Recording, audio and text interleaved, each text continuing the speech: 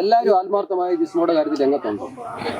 നമ്മൾ ഈയിടെ കുഞ്ഞുങ്ങളുമായിട്ട് ആത്മഹത്യ ചെയ്ത വിഷയമാണ്. സൈക്കോ പ്രശ്നം ഏറ്റവും കൂടുതൽ വരാൻ സാധ്യത പൊതുവെ സ്ത്രീകൾക്കാണ്. അപ്പം സ്ത്രീകളോടുള്ള പുരുഷന്മാരുടെ സമീപനം വളരെ ശ്രദ്ധാപൂർവമാണ്.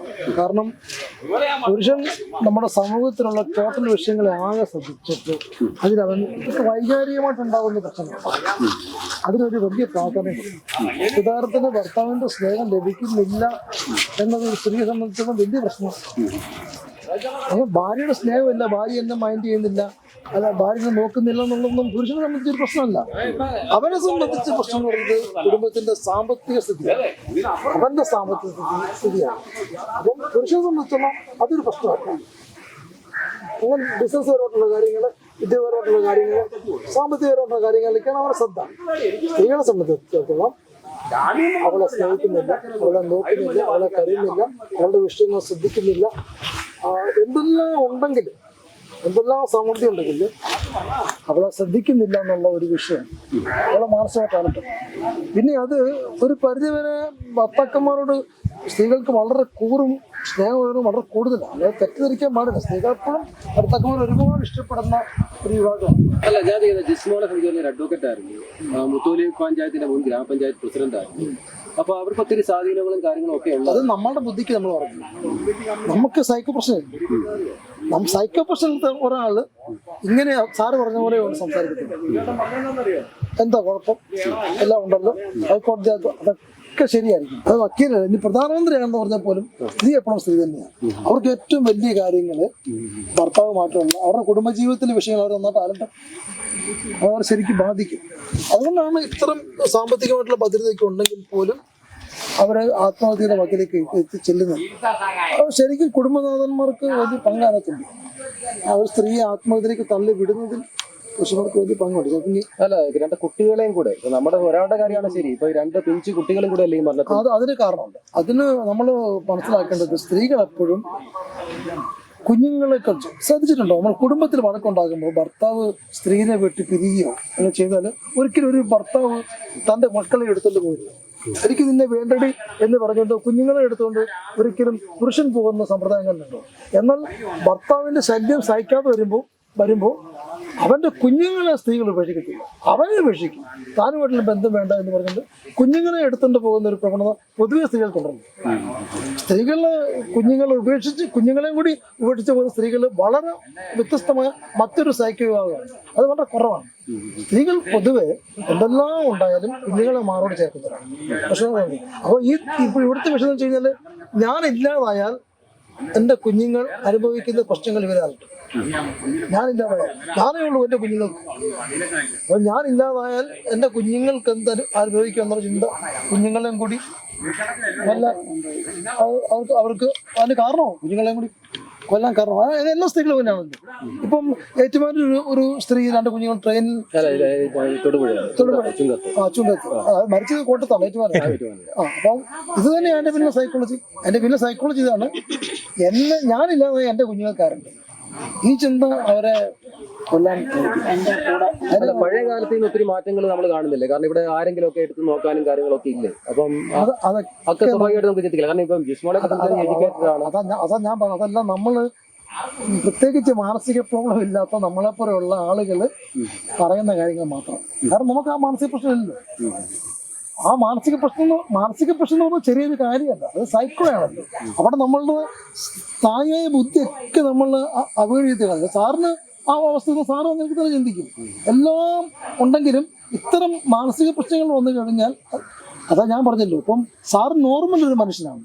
നോർമൽ ഒരു മനുഷ്യനായ സാറിന് എന്തെങ്കിലും തരത്തിലുള്ള ബുദ്ധിമുട്ടുകളുണ്ടായാൽ സാർ ഇപ്പോൾ ചിന്തിച്ച പോലെ ചിന്തിക്കും, അതിനെ തരണം ചെയ്യും. ഇതേ ആത്മഹത്യയുടെ വക്കിലേക്ക് നയിക്കുന്ന വിഷയങ്ങളൊക്കെ ഉണ്ടായിട്ട് പലരും അതിനെ തരണം ചെയ്ത് വന്നിരിക്കുന്ന സാധനങ്ങളുണ്ട്. അതേപോലെ സാറിനെ പോലെയല്ല എന്നെ പോലെയൊക്കെയുള്ള നോർമൽ ആളുകളാണ്. അവരതിനെ ബുദ്ധിപരമായിട്ട് കാരണം അവരാണ് പ്രതിസന്ധി തരണം ചെയ്തത്. മറ്റവർ സൈക്കോ പേഷ്യൻസ് ആണ്. ഓട്ടോമാറ്റിക്കലി അവർ സൈക്കോ പേഷ്യൻസ് ആണ്. നമ്മൾ അറിയാത്തതുകൊണ്ടായിരിക്കും. അവർക്കത് ജന്മം മുതലേ ആ സൈക്കോ പ്രശ്നം ഉണ്ട്. അവർ എന്തെല്ലാം വന്നാലും അവർ ആത്മഹത്യ ചെയ്യും. അതാണ് എൻ്റെ ഒരു കാര്യം. അവരുടെ നമ്മൾ വളരെ സൂക്ഷിച്ച് കൈകാര്യം ചെയ്യണം. ഇവരുടെ കുടുംബത്തിൽ ഒരു പരിധി വരെ പ്രശ്നങ്ങൾ നിരവധിയായിട്ട് തവണയായിട്ട് ഉണ്ടായിട്ടുണ്ടാകും. അത് ഇവർ പുറത്തൊന്നും പറയത്തില്ലായിരിക്കും. ആ വിഷയങ്ങളൊന്നും ആരും ഇടപെട്ടിട്ട് നടത്തിയായിരിക്കും. എല്ലാം ഉള്ളിൻ്റെ ഉള്ളിൽ ഒതുക്കിയുള്ള ലൈഫ് ആവാൻ സാധ്യത. കാരണം ഇദ്ദേഹം പഞ്ചായത്ത് മെമ്പർ എന്നൊക്കെ പറഞ്ഞാൽ അതൊക്കെ ശരിയാണ്. എങ്കിൽ പോലും പേഴ്സണൽ വിഷയങ്ങളെല്ലാം ഉള്ളിൻ്റെ ഉള്ളിൽ ഒതുക്കി ജീവിക്കുന്ന ഒരു പ്രവണതയാണ് പൊതുവെ കാണുന്നത്.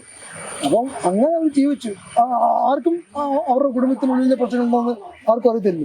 പറയുമ്പോൾ നമ്മൾ അവർക്ക് എന്താ കുഴപ്പമെന്ന് പറയും, അല്ലെങ്കിൽ പൊതുപ്രവർത്തക എല്ലാം പറയും. പൊതുപ്രവർത്തകയായ ഒരു സ്ത്രീ ആത്മഹത്യ ചെയ്താൽ അതിൻ്റെ കുറ്റം ആർക്കും ശരി? പൊതുപ്രവർത്തകയായ ഒരു സ്ത്രീയോ അല്ലെങ്കിൽ ഒരു പുരുഷനോ ആത്മഹത്യ ചെയ്താൽ അതിൻ്റെ കുറ്റം ആർക്കാണ്? മുഴുവൻ സമൂഹത്തിനും. തീർച്ചയായിട്ടും മുഴുവൻ സമൂഹത്തിനാണ്. സാറുമായിട്ട് ഞാൻ ഭയങ്കര ബന്ധമാണ്. സാർ ഒരിക്കലും ആത്മഹത്യ ചെയ്താൽ എനിക്ക് സാറിന് ഇത്രയും എന്നും എൻ്റെ വീട്ടിൽ വരുന്ന സാറിൻ്റെ ഉള്ളെന്താണ്, സാറിൻ്റെ പ്രശ്നം എന്താണെന്ന് ഞാൻ തിരിച്ചറിഞ്ഞില്ല എന്നുള്ളത് എൻ്റെ പരാജയമാണ്. സാറ് ആത്മഹത്യ ചെയ്യണമെന്ന് ആഗ്രഹിച്ചിട്ട് ചെയ്തതാണ്. ഈ ലോകത്തിൽ ഒരു മനുഷ്യനും മരിച്ചേക്കാം എന്ന് പറഞ്ഞ് മരിക്കില്ല. ജീവിക്കാനുള്ള താല്പര്യക്കുറവുകൊണ്ട് ഒരു സ്ത്രീയോ ഒരു പുരുഷനോ മരിക്കും. എല്ലാവർക്കും ആഗ്രഹിക്കാൻ ജീവിക്കണം എന്നുള്ള ആഗ്രഹം. അല്ല, അപ്പൊ അങ്ങനെ നോക്കുമ്പോൾ കുട്ടികൾക്കും ജീവിക്കാൻ ഒരു അവകാശമില്ലേ? അപ്പൊ ആ കുട്ടികൾ എന്ത് കഴിച്ചു? അതാണ് നമ്മൾ ചിന്തിക്കുന്നത്. അത് താത്വികപരമായിട്ട് പറയുമ്പോൾ കുട്ടികൾക്ക് ജീവിക്കാൻ അവകാശമുണ്ട്. താത്വികപരമായിട്ടാണ് ജീവിക്കാൻ അവകാശം. ഇത്രയും സൗകര്യങ്ങൾ ഉണ്ടിട്ട് ഞാനിത് മാത്രം വേദന അനുഭവിക്കുന്നത്. ഒരുപക്ഷെ ഈ അവഗണന, എന്ത് തരത്തിലുള്ള അവഗണനയാണ് ഇവർക്ക് ഉണ്ടായിട്ടുള്ളത് ഇവർക്ക് മാത്രമേ അറിയാവുള്ളൂ. ആ അവഗണന കുഞ്ഞുങ്ങൾ എങ്ങനെ തരണം ചെയ്യും, കുഞ്ഞുങ്ങളും അത് അനുഭവിക്കില്ല എന്നൊക്കെ അവർ ചിന്തിക്കും. ആ സമയത്തുള്ള അവരുടെ ചിന്തയെക്കുറിച്ച് നമുക്ക് പറയാൻ പറ്റില്ല. ആത്മഹത്യ ചെയ്യുന്നതിന് ആത്മഹത്യ പ്രവണത ഉള്ളതാണ്. കുറച്ചും കൂടി താത്വികപരമായിട്ട് ചിന്തിക്കുന്നുണ്ട് ഞാൻ. പക്ഷേ ആത്മഹത്യ പ്രവണത ഉള്ള ഒരാൾ എനിക്ക് അറിയാൻ പറ്റും. ആ സമയത്ത് നമ്മളെ പ്രേരിപ്പിക്കുന്ന പല ഘടകങ്ങളാണ്. അപ്പം നമ്മൾ മറ്റൊന്നും ആലോചിക്കത്തില്ല. കുഞ്ഞുങ്ങളെ അത് നഷ്ടപ്പെടുത്തിൻ്റെ പിന്നിലുള്ള ചേതവികാരം എന്ന് പറയുന്നത് ആ സ്ത്രീ മരിച്ചു കഴിഞ്ഞാൽ തൻ്റെ കുഞ്ഞിനെ പൊതുവെ പറയാമെങ്കിൽ മാനുഷികപരമായി തന്നെ കുറ്റം പറയാൻ പറ്റില്ല. ഇപ്പൊ കൈയൊക്കെ ഞരമ്പൊക്കെ മുറിച്ചു എന്നൊക്കെ പറയുന്നു. ഇത് വെച്ചുകൊണ്ട് നമ്മൾ പിന്നെ പിറ്റേ ദിവസം പോയി വണ്ടി ഓടിച്ച് അവിടെ പോയി ചാടുക എന്നൊക്കെ പറഞ്ഞു കഴിഞ്ഞാൽ കുട്ടികളെ വെച്ച് പോവാന്നൊക്കെ. അത് മരിക്കണം എന്നുള്ള ദൃഢനിശ്ചയമാണ്. ദൃഢനിശ്ചയം എടുക്കുന്ന ഔദ്യോഗികമായതൊരു തീരുമാനമാണ്. ഉള്ളിലെടുക്കുന്ന തീരുമാനമാണ്. എന്ത് വന്നാലും മരിച്ചിരിക്കും. പിന്നെ വേറൊരു കാര്യമാണ് സാർ, ഈ മരണം എന്ന് പറയുന്നത് രണ്ട് തരത്തിലുണ്ട്. ഒന്ന്, എന്നെ അവഗണിക്കുന്ന അല്ലെങ്കിൽ എന്നെ അസ്വസ്ഥനാക്കുന്ന ആളുകളുടെ പ്രതികാരം കൂടിയാണ്. മരിച്ചാൽ മാത്രമേ നമ്മൾ താത്വികമായിട്ട് പറയുമ്പോൾ ഒരു മരണവും ഒന്നിനും പരിഹാരമല്ല. സാറിനല്ല, ആത്മഹത്യ ഒന്നിനും പരിഹാരമല്ല. ഇപ്പോൾ സാറിനെ വേദനിപ്പിച്ചാൽ ഞാൻ സാറിന് വേദന ഉണ്ടാകാൻ വേണ്ടി ആത്മഹത്യ ചെയ്താൽ സാറിന് ഒരു വേദന ഉണ്ടാവില്ലെന്നുള്ളതാണ് പരമാർത്ഥം. പക്ഷെ എൻ്റെ ചിന്ത ഞാൻ മരിച്ച സാറിനെ തോൽപ്പിക്കുന്നുണ്ട്. ആരെങ്കിലും രക്ഷിക്കുന്നതിന് മുമ്പ് അത് മരിക്കും. വെള്ളത്തിൽ വീണ് കഴിഞ്ഞാൽ അങ്ങനെ പെട്ടെന്ന് മരിക്കത്തൊന്നുമില്ല. അപ്പോൾ ഒഴുകിപ്പോയാലും മുങ്ങിക്കിടത്തവരൊക്കെ സാധിക്കുന്നുണ്ട്, ചിലപ്പോൾ രക്ഷപ്പെടുത്താം. അപ്പോൾ അതോ ചാടുമ്പോൾ ആരെല്ലാം കണ്ടു കഴിഞ്ഞാൽ ഓടി വന്ന് ഒരു വിധേനയും കുഞ്ഞുങ്ങൾ രക്ഷപ്പെടരുത് എന്നുള്ള ചിന്ത വളരെ കൃത്യമായിട്ട് ആ സ്ത്രീയുടെ ഉള്ളിലുണ്ടായിരുന്നു. അതുകൊണ്ടാണ് കുഞ്ഞുങ്ങൾക്ക് വിഷം കൊടുത്തതിന് ശേഷം അവരുമായിട്ട് പോയിട്ട് ചാടി അവരുടെ കൈ ഞരമ്പ് മുറിച്ചത്. അവർ കൈ ഞരമ്പ് മുറിച്ചതിൻ്റെ പിന്നിലുള്ള കഥയോ തന്നെയാണ്. കാരണം വെള്ളത്തിൽ നിന്ന് രക്ഷപ്പെട്ടാലും ഈ പ്രശ്നം ഉണ്ടെങ്കിലും മരിക്കണം.